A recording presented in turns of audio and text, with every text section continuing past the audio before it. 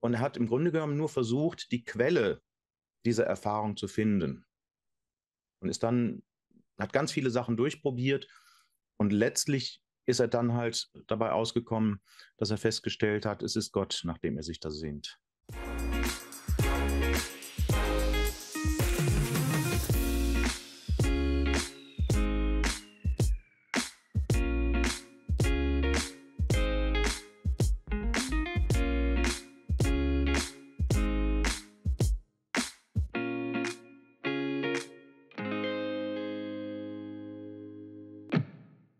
Morgen Mittwoch am 22. November 2023 jährt sich der Todestag des bekannten christlichen Schriftstellers C.S. Lewis zum 60. Mal. Für mich waren seine Werke entscheidende Impulse für meinen Glaubensweg und deshalb nehmen wir das auch als Thema heute, dieser Jahrestag von C.S. Lewis. Es geht unzähligen anderen Menschen natürlich auch so, die nach Wahrheit, nach Argumenten für den christlichen Glauben gesucht haben, sich da ausgestreckt haben. Und ich begrüße heute ganz herzlich den Dr. Norbert Feinendegen, einen ausgewiesenen C.S. Lewis-Kenner, hier im LiveNet-Talk. Hallo, Norbert. Ja, grüß dich, Florian. Herzlichen Dank für die Einladung. Ich freue mich, hier zu sein und etwas von meinen Kenntnissen über C.S. Lewis auch mit anderen Leuten, mit den Zusehern von LiveNet auch teilen zu dürfen. Ja, genau, freut mich sehr. Du hast in diesem Jahr das Buch C.S. Lewis überrascht von Gott im Fontys Verlag herausgebracht.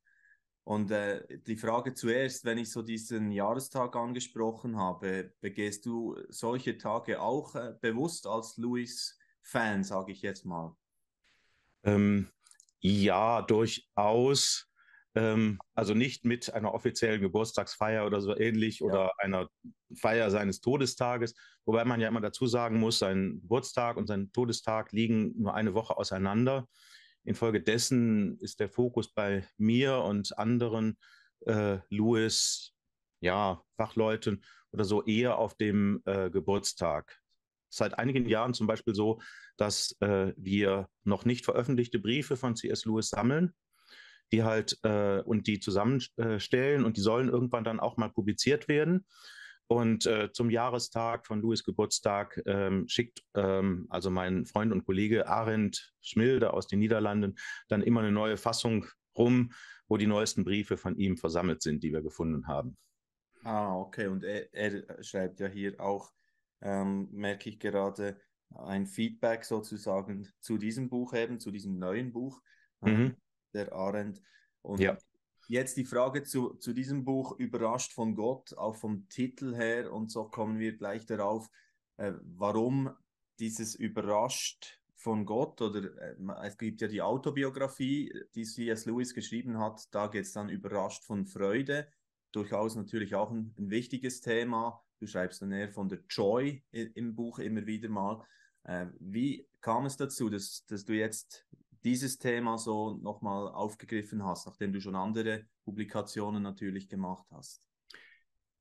Also ich habe mich bei meiner Promotion eben mit dem Denken von C.S. Lewis als Ganzem beschäftigt. Ich habe versucht herauszuarbeiten, was sozusagen den Kern seines Denkens ausmacht und habe dabei entdeckt, das war mir vorher, als ich angefangen habe, gar nicht so bewusst, wie stark dabei eben auch sein eigener Glaubensweg schon eine Rolle gespielt hat.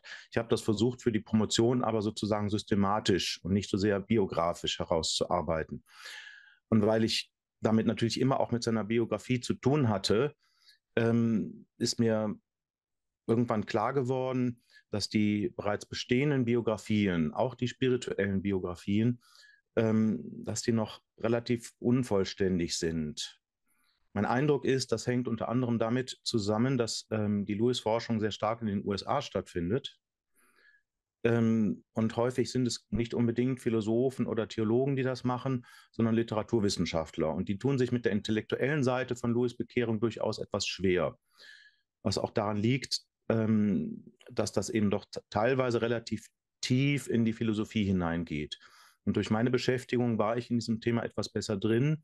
Ich hatte mir auch schon teilweise unveröffentlichte Sachen von ihm besorgt, die mir geholfen haben, diesen Prozess zu verstehen.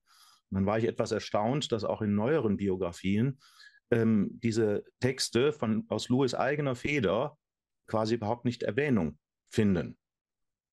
Und das hat irgendwann mich auf die Idee gebracht, zu versuchen, das doch auch in Form einer spirituellen Biografie dann mal auszuarbeiten. Und das ist eigentlich auch mit der Grund dann vom Aufbau her, dass es einfach diese Zeitspanne von seinem Leben betrifft, also eigentlich nur die erste Hälfte, wenn man so will, seines Lebens ungefähr.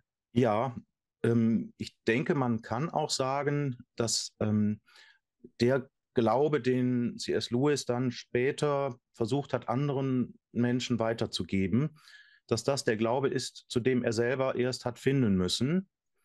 Und deshalb verändert sich später da auch gar nicht mehr so viel dran. Also ich würde sagen, Christus ist für ihn der Schlüssel zum Verständnis der ganzen Wirklichkeit geworden.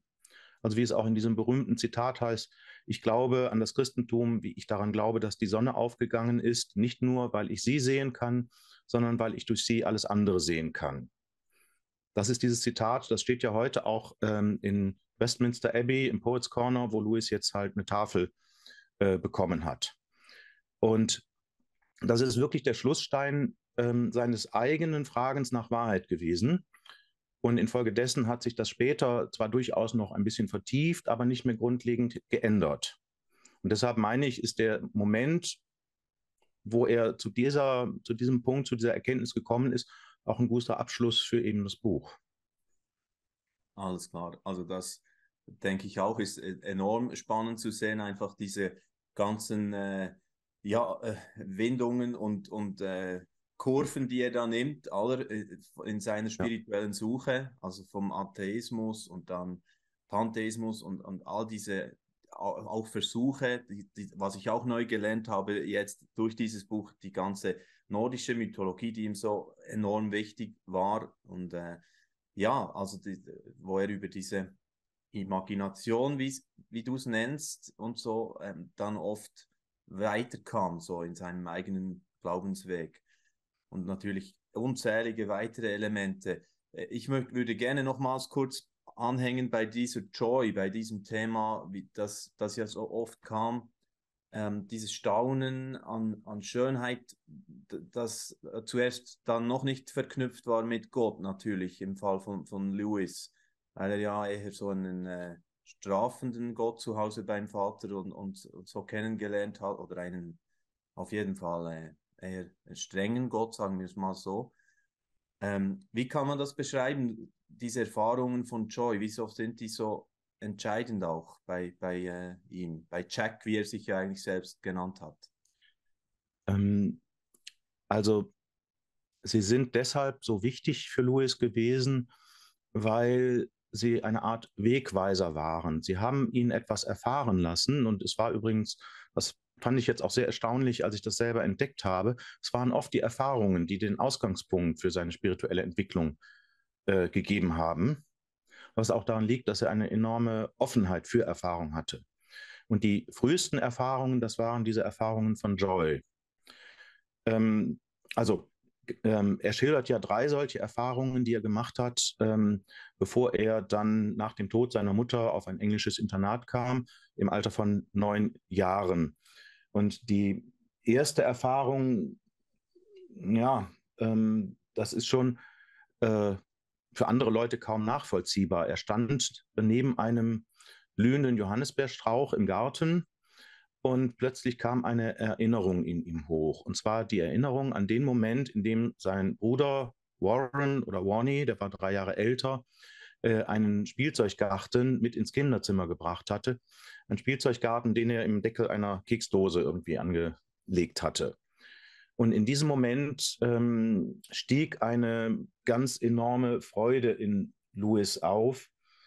Eine Freude, die zugleich ein ganz starkes Verlangen, eine Sehnsucht war. Und die Freude war so groß, so sagt er das später, dass er Miltons Wort von der gewaltigen Seligkeit Edens als die passende Beschreibung erschienen. Und er sagt, seine Vorstellung vom Himmel werde immer etwas vom Spielzeuggarten seines Bruders behalten. Zugleich verspürte aber er das Bedauern über einen ganz enormen Verlust. Ihm schien, als habe er einst etwas besessen, was er nun nicht mehr hatte, von dem er sich schmerzlich wünschte, es zurückzubekommen. Diese beiden Dinge, also die Erfahrung eines ganz enormen Wertes und das Empfinden eines Mangels von etwas, das er nicht hat, die sind beide ganz wesentlich für die Erfahrung von Joy.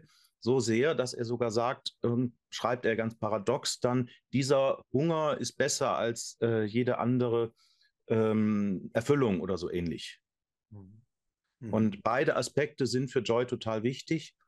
Und er hat im Grunde genommen nur versucht, die Quelle dieser Erfahrung zu finden. Und hat ganz viele Sachen durchprobiert. Und letztlich ist er dann halt dabei ausgekommen, dass er festgestellt hat, es ist Gott, nach dem er sich da sehnt. Und das sind ja dann andere auch sehr bekannte Zitate.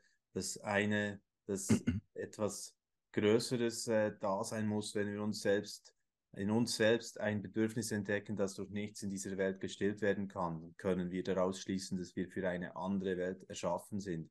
Das sind Ja. schon Zitate für die Ewigkeit, kann man fast sagen, oder? Ja, wobei ich da es für sehr wichtig halte, dass wir zwei Dinge unterscheiden. Das eine ist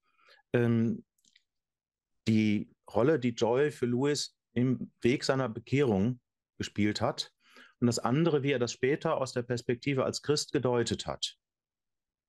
Also als er zu der Erkenntnis kam, dass es letztlich Gott ist, der durch Joy mit ihm sozusagen in Verbindung steht, da war er noch kein Christ, da war er nicht einmal Theist, also er hat nicht mal an einen personalen Gott geglaubt und auch nicht an den Himmel, sondern er war Pantheist und ging davon aus, dass er diesem Göttlichen nie würde begegnen können.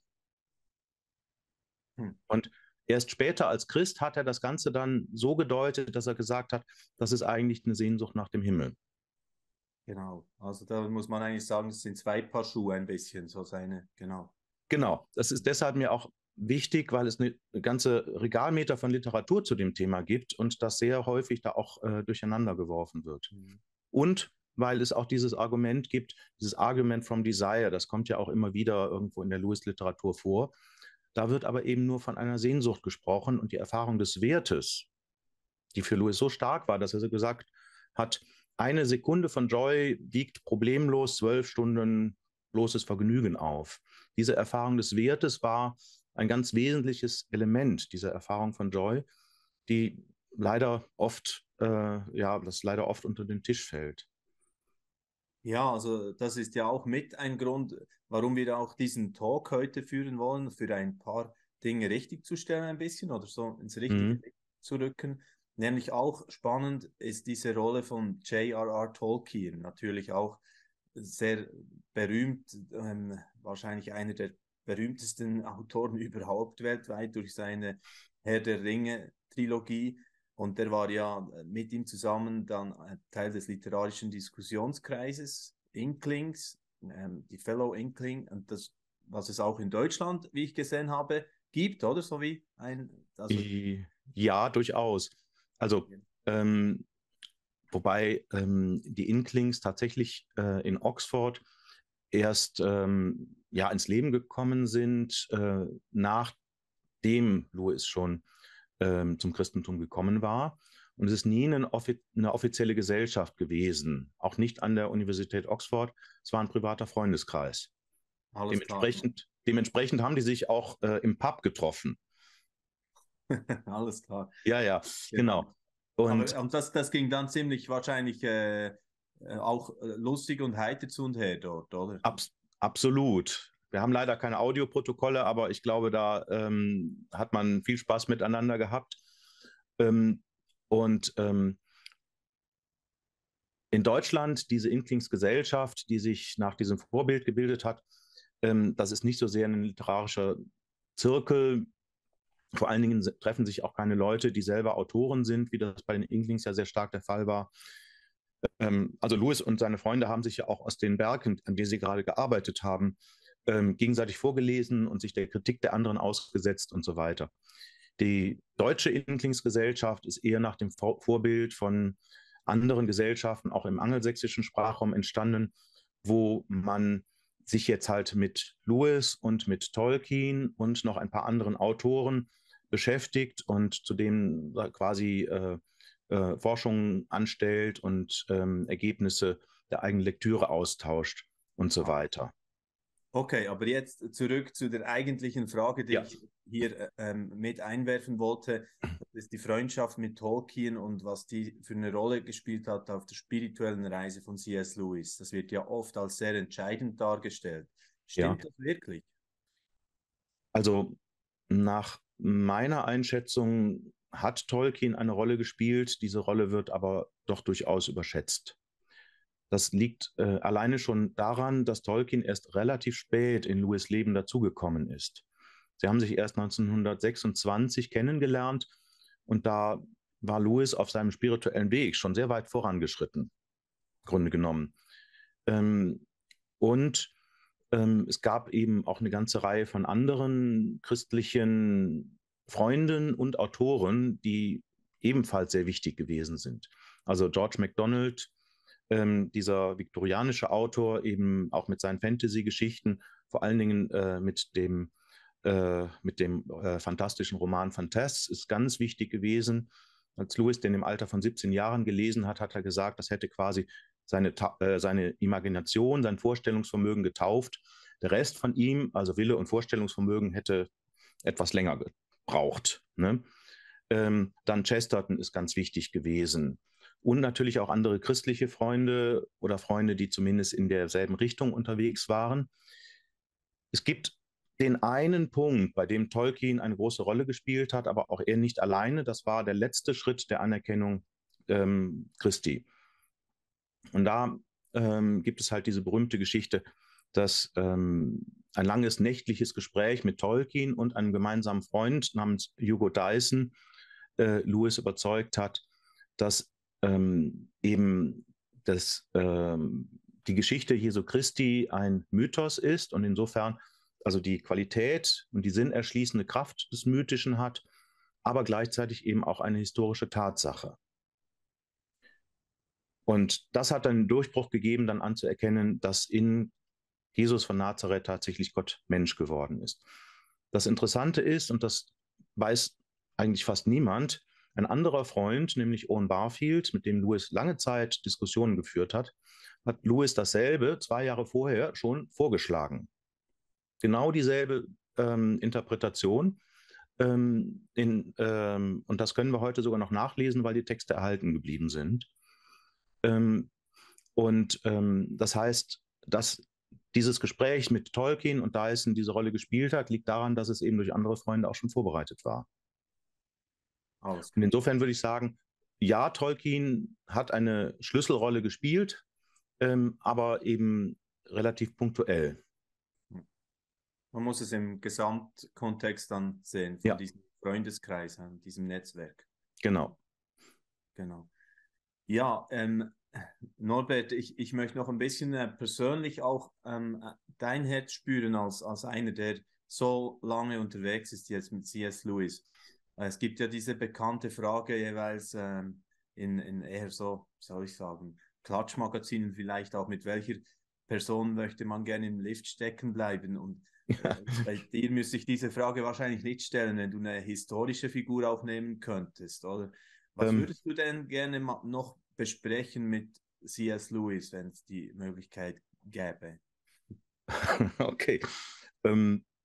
Vielleicht sollte ich mit Dingen beginnen, die ich ihn nicht fragen würde, weil ich glaube, dass es entweder nicht so wichtig ist, aber dass es eben eine klare Antwort darauf gibt. Die eine Frage, die ich, glaube ich, ihm nicht stellen würde, die aber viele Leute total interessiert, warum er kein Katholik wurde, wie ja Tolkien unter anderem auch sich gewünscht hat. Das halte ich ehrlich gesagt bei jemandem, der ja immer vom Glauben, der allen Menschen gemeinsam, allen Christen gemeinsam ist, sprechen wollte und gerade das Verbindende der Konfessionen hervorgehoben hat, halte ich das eigentlich für gar nicht so relevant. Und ich finde es ein bisschen schade, dass dadurch eher das Trennende zwischen den Konfessionen wieder in den Vordergrund gerückt wird. Und genauso die Frage, ob Lewis zum Ende seines Lebens den Glauben an eine Verantwortbarkeit des Christentums auch rational verloren hat, das ist für mich nicht wirklich das Thema. Mich würden zwei Dinge, glaube ich, sehr interessieren. Das eine davon ist ein bisschen technisch. Lewis hat sich in den 20er Jahren unter anderem mit der Philosophie von George Berkeley, diesem irischen Bischof, auseinandergesetzt. Und das ist sehr wichtig für ihn gewesen. Und er hat irgendwann mal in einem Gespräch mit einem Freund, Christopher Derrick, gesagt auf die Frage, was für eine Philosophie Gott denn vertritt. Daraufhin hat Lewis gesagt, Gott wäre ein Berkeley'scher Idealist. Ein subjektiver Idealist nach dem Vorbild George Berkeleys. Und da würde ich gerne Lewis fragen, was genau er damit gemeint hat. Das ist aber, wie gesagt, sehr technisch, aber wie ich finde, sehr spannend, weil das sehr viel darüber aussagen würde, wie Gott eigentlich von Lewis gedacht wurde. Aber das kann ich ihn leider nicht fragen. Das andere ist, und das hängt jetzt auch mit der Biografie zusammen, ich habe eine Neudatierung des Momentes vorgenommen, in dem Lewis zum Glauben an einen personalen Gott gekommen ist. Also bekanntlich schreibt Lewis selber in Surprised by Joy, also in seiner Autobiografie, das wäre im Trinity Term, also im Frühjahrstrimester 1929 gewesen. Und es ist schon einige Jahre bekannt, dass es wohl erst ein Jahr später gewesen ist. Und mich bringen die Dokumente, die wir haben, die Texte dahin zu sagen, es ist erst im Juli 1930 gewesen. Und zwar unter anderem deshalb, weil Lewis davon spricht, dass das im selben Jahr und im selben Monat passiert sei, wo er das Tauchen gelernt hat. Und er hat das Tauchen als eine ganz tiefe spirituelle Erfahrung erlebt. Unter anderem als etwas, was er dann auch mit der Bekehrung von Augustinus in Verbindung gebracht hat und alles Mögliche. Und ich würde jetzt gerne wissen, ob meine Interpretation, dass er zuerst tauchen gelernt hat und dann zur Anerkennung eines personalen Gottes kam, ob diese Datierung richtig ist. Denn das würde bedeuten, dass Lewis ja auch an dieser Stelle quasi von seinen Erfahrungen geleitet worden ist. Und es würde bedeuten, dass er an dieser Stelle Gott auch wirklich als einen geschichtlich handelnden Gott erlebt hat, als einen Gott, der durch sein Leben, durch seine Erfahrungen zu ihm spricht. Das scheint mir tatsächlich der Fall zu sein. Und ich habe den Eindruck, dass er gerade auch in seinen Büchern, in seinen Geschichten, in den Narnia-Geschichten, auch solche Erfahrungen immer wieder versucht zu formulieren und Leute einzuladen, ähnliche Erfahrungen zu machen. Und das scheint mir tatsächlich auch mit seinem eigenen Weg zu tun zu haben. Deshalb würde ich sehr gerne wissen, ob ich das richtig verstehe. Also du verstehst, also es wäre quasi, dass er die Welt als einen sakramentalen Ort der Gegenwart Gottes erfahren hätte. Und genau das ist, glaube ich, etwas, was in seinen Werken immer wieder zu spüren ist. Es war jetzt schon nur sehr spannend, dir zuzuhören, weil da merkt man ein bisschen diese präzise Art, wie du mit diesen Fragen eben umgehst. Und das kommt dann auch zum Ausdruck, wenn man jetzt die Biografie liest, der überrascht von Gott, einfach dieses möglichst genau hinschauen, was war da gemeint, auch mit den Briefen, die du ausgewertet hast und so weiter. Ja, aber das Populäre ist ja eigentlich, wenn man C.S. Lewis eben hört, du hast vorhin auch erwähnt, Narnia, Ja. oder? Mit diesem Schrank, und da können die Kinder in eine andere Welt eintauchen. Natürlich Aslan, der Löwe, als Figur von Jesus und so weiter. Ist das für dich auch immer wieder noch zentral, einfach diese Fantasy-Welt, die er da erschaffen hat? Oder bist du mehr nahe beim Apologeten oder beides? Also beides gehört ja zusammen natürlich, aber wie geht es dir da? In der Tat, am meisten fasziniert mich, dass es derselbe Mensch und Autor ist, der das beides gemacht hat. Und ich finde dieselbe Qualität im Grunde genommen in allem, was Lewis geschrieben hat. Und das finde ich total faszinierend. Dann gibt es aber Tage, da interessiert mich das Intellektuelle mehr. Vielleicht auch, weil es mir geholfen hat, auch teilweise meine eigenen Fragen zu klären. Also gerade auch zum Verhältnis von Glaube und Naturwissenschaft und so weiter. Und es gibt die anderen Momente, da finde ich sozusagen das spirituell Nährende, was man gerade in den Narnia-Geschichten oder in Perelandra oder so hat. Da ist mir das vielleicht auch näher und ist vielleicht das auch, was ich mir brauche. Wir sind ja alles nicht nur rein rationale Wesen, wir sind auch nicht nur emotionale Wesen, sondern eben beides. Ja. Und es gibt natürlich auch wunderbare Geschichten, die sich dann auch eignen zum Verfilmen. Also es gab schon diese Kinoreihe von Narnia und jetzt scheinbar kommen neue Verfilmungen, habe ich mal mitgekriegt. Erhoffst du dir jeweils etwas Neues, also Neues, das sowieso irgendwo nicht natürlich, aber ja, steckst du da auch Erwartungen und Hoffnungen mit rein in solche Produktionen? Ich bin da mittlerweile relativ vorsichtig. Also von der Disney-Verfilmung fand ich den ersten Teil noch wirklich gut.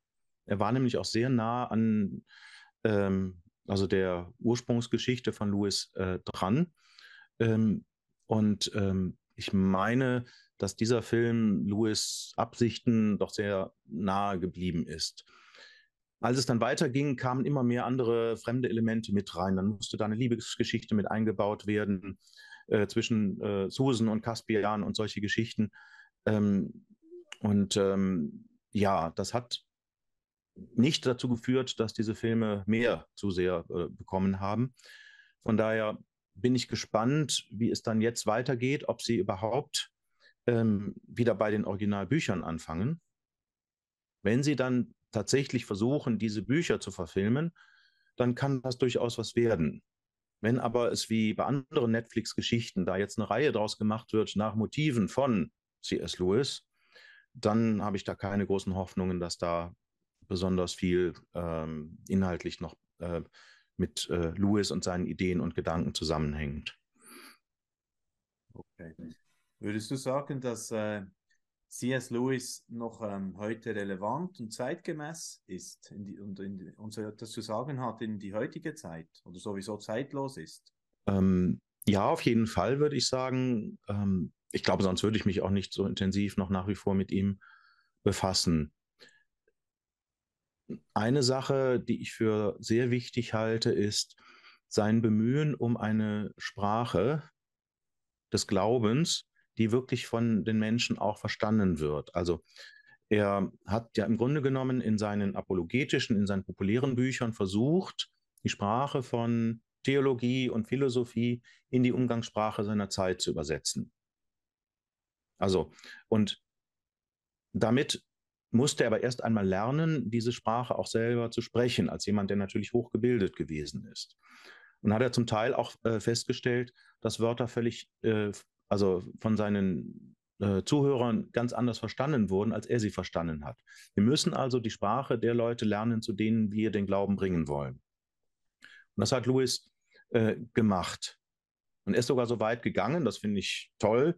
Er hat gesagt, zu jedem theologischen Abschlussexamen müsste eine Übersetzungsaufgabe dazugehören. Übersetzung eines theologischen Textes in die Umgangssprache seiner Zeit. Und wer diese Aufgabe nicht bewältigt, bei dem war er der Meinung, es wäre besser, wenn er das ganze Examen nicht besteht. Und die Begründung finde ich auch interessant. Er sagt nämlich, wer dazu nicht in der Lage ist, bei dem gibt es eigentlich nur zwei Möglichkeiten. Entweder er hat diesen Glauben, über den er da spricht, nicht verstanden. Oder er steht selbst nicht dahinter.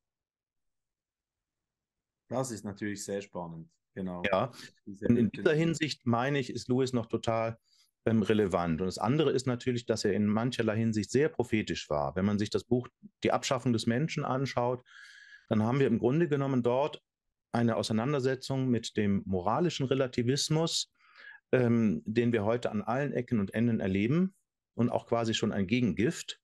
Und das andere, im Grunde genommen steckt da schon die ganze transhumanistische Agenda mit drin. Das heißt, er hat schon damals gesehen, wo es eigentlich hinläuft und hat davor gewarnt. Also ich habe lustigerweise, finde ich jetzt ganz interessant, dass du das erwähnst, weil das war das jüngste Buch, das ich noch gelesen habe von Lewis. Eben auch ein bisschen, weil ich gehört hatte, den Hinweis, dass das zeitkritisch eigentlich genau auch passt in das, was prophetisch, ja, wie du Ja, richtig sagst. ja. Okay. Und darf ich noch einen dritten Punkt Ja, nennen? Ähm, Mir ist bei der Arbeit an der Biografie klar geworden, wie wichtig die Erfahrung in Lewis Leben und in Lewis Bekehrungsweg gewesen ist. Und zwar Erfahrungen, ich würde sagen, drei große Arten von Erfahrung. Des, also des Guten, des Schönen und des Heiligen. Also die drei großen Erfahrungen, die er in seinem jeweiligen Weltbild, auch in seinem atheistischen Weltbild nicht unterbringen konnte. Und das hat ihn dazu gebracht, weiter zu fragen und nach einer Welt sich zu suchen, in der diese Erfahrungen Platz finden können. Und das Tolle und Spannende und für heute Relevante, finde ich, ist, dass Lewis diese Erfahrungen eben nicht als Christ gemacht hat. Er hat sie sozusagen anonym gemacht. Und ich glaube, ganz, ganz viele Menschen machen heute solche Erfahrungen. Wir müssen ihnen nur helfen, sie zu verstehen. Also da wieder anknüpfen. Das genau. meine ich wäre eine ganz wichtige Aufgabe für das Christentum heute. Genau, und dort genau, kann man bei ihm sehr viel abschauen, sehr viel Ja, lernen, wie er das eben macht. Also da gibt es etliche Bücher, die ich auch empfehlen kann, von Klassiker, Pardon, ich bin Christ oder Die große Scheidung, Dienstanweisung an einen Unterteufel fand ich auch mega spannend. Also da gibt es diverse. Ich weiß nicht, hast du auch ein absolutes Lieblingsbuch? das wechselt ein bisschen. Also es gibt ein Buch, das mir sozusagen die Tür zu Lewis geöffnet hat. Das erste Buch, das ich sozusagen als junger Erwachsener gelesen habe. Und zwar im Rahmen eines Philosophieseminars, damals in Aachen. Ich hatte erst Physik studiert und hatte dann angefangen, mich für Philosophie zu interessieren und bin in ein Seminar geraten, wo das Buch über den Schmerz von Lewis Thema war. Und da diskutiert Lewis Fragen, die mich damals auch umgetrieben haben. Und das war das erste Mal, dass ich auch den Eindruck hatte, einen Autor zu finden, der mir da auch sofort schlüssige und nachvollziehbare Antworten gibt. Und gleichzeitig spricht er in diesem Buch auf eine geradezu heitere und leichte Weise, aber eben über die tiefsten Fragen unseres Menschseins. Und das habe ich so nirgendwo anders erlebt. Und deshalb liegt dieses Buch mir noch sehr am Herzen. Ein anderes Buch, mit dem ich mich jetzt gerade sehr intensiv beschäftigt habe, was mich gerade besonders fasziniert, ist ein Buch, das fast niemand kennt oder auch nur gelesen hat. Das ist nämlich Daimer. Das ist dieses lange narrative Gedicht, das Lewis geschrieben hat, bevor er Christ geworden ist. Ähm, und wo ich jetzt entdeckt habe, dass es im Grunde genommen auch schon eine Art von spiritueller Autobiografie ist. Aber das ist sozusagen jetzt das, was mich besonders interessiert. Ähm, Was ich meine, wo man eben noch, ja, wie soll man sagen? Also was ich noch sehr interessant finde, sind auch die stärker persönlich gefärbten Bücher. Also gerade seine letzten Bücher über das Beten. Also du fragst mich, wie ich bete, finde ich großartig. Und natürlich auch das Buch über die Trauer, worin er die Erfahrung nach dem Tod seiner Frau Joy dann verarbeitet. Also das ist eine Aufrichtigkeit, eine Ehrlichkeit im Fragen, in der Auseinandersetzung mit einem selbst, ähm, eine Wahrheitssuche, auch da, wo es wirklich weh tut. Wo ich denke, Mhm. diese Aufrichtigkeit, diese Ehrlichkeit, die brauchen wir auch dringend wieder. Mhm. Ja. Absolut. Und also ich persönlich, ich fand eigentlich dieses sehr bekannte wiederum Buch, das ich vorhin schon genannt habe, Pardon, ich bin Christ, fand ich einen absoluten Augenöffner selbst. Also wenn er über Stolz schreibt und was dort alles eigentlich drin steckt und die Ja. Wurzel aller Sünden ist der Hochmut, ist ja auch so ein bekanntes Zitat, das du auch bringst. Seite 59 habe ich das da gesehen, Mhm. was da drin ist über dieses sich erheben über andere Menschen. das Leugnen der eigenen Geschöpflichkeit und diese Themen, das fand ich genial auch. Ja, und auch da hat es mich total überrascht, zu entdecken, dass das, worüber Lewis dann in Pardon, ich bin Christ schreibt, nicht nur irgendwas Theoretisches ist, sondern er hat in seinen Briefen schon früh bekannt, dass der Stolz tatsächlich seine eigene besetting Sin, also seine habituelle Sünde ist die Sünde, zu der er seit jeher am stärksten neigt.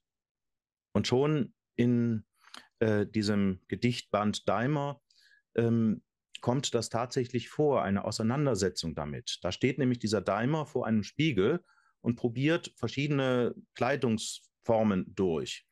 Und die Kleidung, in der er sich am besten gefällt, das ist eine königliche Robe. Das heißt also, er selber will sozusagen der Größte sein. Und er entdeckt, das schreibt Lewis da auch schon, dass in dem Moment, wo er diese Robe anprobiert, alles andere hinter ihm verschwindet. Also er wird quasi so groß, dass man dahinter nichts mehr sehen kann. Das heißt, das ist ganz klar ein Ausdruck dessen, dass Lewis diese Versuchung zum Stolz selber erfahren hat und lange dagegen gekämpft hat und deshalb vielleicht auch so überzeugend davon später schreiben konnte. Ja. Und das ist vielleicht ganz wichtig.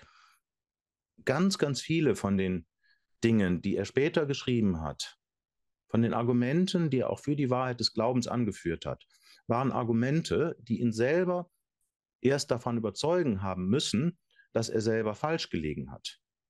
Und wer kennt das wahre Gewicht eines Argumentes wohl besser als derjenige, der sich durch dieses Argument hat überzeugen lassen, dass er bisher Quatsch gedacht hat? Mhm. Ne?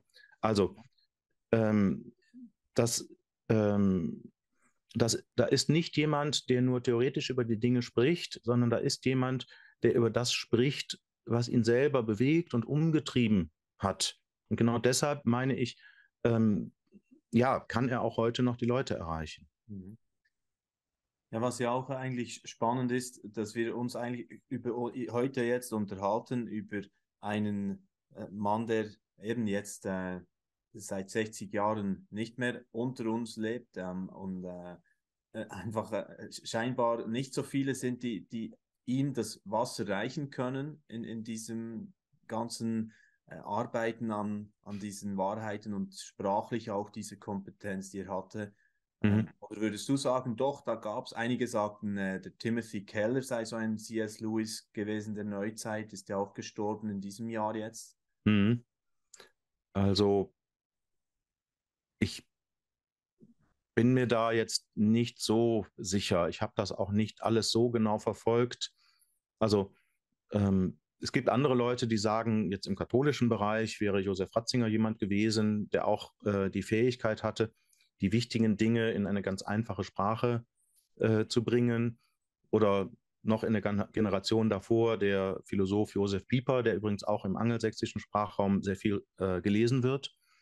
Ähm, aber ich sehe im Moment jetzt international niemanden, der das in der gleichen Weise kann wie Lewis. Vielleicht liegt es aber auch daran, dass Lewis einer der letzten vielleicht noch war, die man so als Universalgelehrte auch wahrnehmen kann. Also er war ein unglaublich gebildeter Mensch und zwar historisch, philosophisch, im Bereich der Literatur. Er hatte auch sehr viel Christliches gelesen, hat das alles in sich vereint. Aber wo finden wir heute noch jemanden, der dazu überhaupt in der Lage ist? Weil die Wissenschaften haben sich immer weiter aufgespalten, aufgesplittert und so weiter. Wer kann das alles noch überblicken, wollte ich sagen, Entschuldigung. Und infolgedessen ist das vielleicht auch kaum noch möglich, dass es jemanden gibt, der das leistet, was Lewis zu seiner Zeit noch geleistet hat. Ja, genau, ist sicher eine plausible Erklärung auch dafür, ja, genau. Mhm. Also bleibt uns vor allem jetzt zum Ende unseres Gesprächs nochmals der Hinweis, lest unbedingt C.S. Lewis Bücher, es lohnt sich immer wieder. Oder auch für Einsteiger würde ich mal empfehlen, zum Beispiel sowas in diesem Stil wie so ein Jahr mit C.S. Lewis 366 Inspirationen aus seinen Werken. Es gibt da diverse solche Bücher in diesem Stil. Da kann man mal ein bisschen schnuppern, wie das so ist, was die Art, wie er mit der Sprache und dem Denken eben umgeht. Genau. Ja, natürlich, pardon, ich bin Christ, auch wenn ich den Titel nicht besonders mag, aber natürlich eine unbedingte Leseempfehlung. Es gibt natürlich auch viele schöne Essaybände, wo man, also wenn jemand jetzt sagt, 200 oder 300 Seiten am Stück ist jetzt nicht so meines, also dann kann man auch mal zu so einem Band greifen und mal ein Gespür dafür zu bekommen, wie Lewis eben an solche Fragen auch herangeht. Ne? Und wer dann Lust auf mehr bekommt, da gibt es dann genügend Möglichkeiten auch. Ja, herzlichen Dank, Dr. Norbert Feinendegen. War sehr interessant, mal so ein, hatten wir auch ein bisschen einen Literaturclub miteinander. Ja. Gewissermaßen, aber natürlich nie so, dass wir das wirklich umfänglich abdecken können, was da an Wucht daherkommt, wenn man eben in das Werk von C.S. Lewis einsteigt oder auch mit der Biografie Überrascht von Gott kann man da sehr vieles neu entdecken und erkennen über diesen Mann, diesen irischen Schriftsteller. Herzlichen Dank nochmals für das Gespräch und ich wünsche dir, Norbert, ganz eine gesegnete Adventszeit, schöne Zeit allgemein, weiterhin schöne Entdeckungen mit Lewis. Und danke sehr, es gibt noch genug bei ihm zu entdecken, tatsächlich. Genau. Und also, ich wünsche dir alles Gute, herzlichen Dank, bye bye. Tschüss. Ja, ich danke auch für die Einladung, für die sehr schönen, treffenden Fragen und ich hoffe, ein bisschen was ist jetzt rübergekommen und wenn es nur meine Begeisterung war. Das denke ich auf jeden Fall. Also, wir sind gespannt, was auch von Netflix oder anderen so großen Häusern kommt in Sachen Verfilmungen und dann kann ich darauf eben nochmals hinweisen, zum Jahreswechsel lohnt es sich enorm, mal dieses Buch, Ein Jahr mit Lewis, das ich mal auch gelesen habe und wirklich ein Jahr mit ihm unterwegs war oder sowas in dieser Art zu starten. Da ermutige ich ganz herzlich dazu und jetzt wünsche ich noch einen schönen Tag und auf Wiedersehen. Dieses Video ist nur möglich dank freiwilliger Unterstützung der Community. Unser Ziel ist es, täglich ein neues Video zu veröffentlichen. Um dieses Ziel zu erreichen, suchen wir 365 Videopartner, die uns mit je 150 Franken pro Jahr unterstützen. Als Videopartner trägst du direkt dazu bei, dass noch mehr Menschen das Evangelium hören und im Glauben ermutigt werden. Melde dich jetzt als Videopartner an unter www.livenet.ch/Videopartner.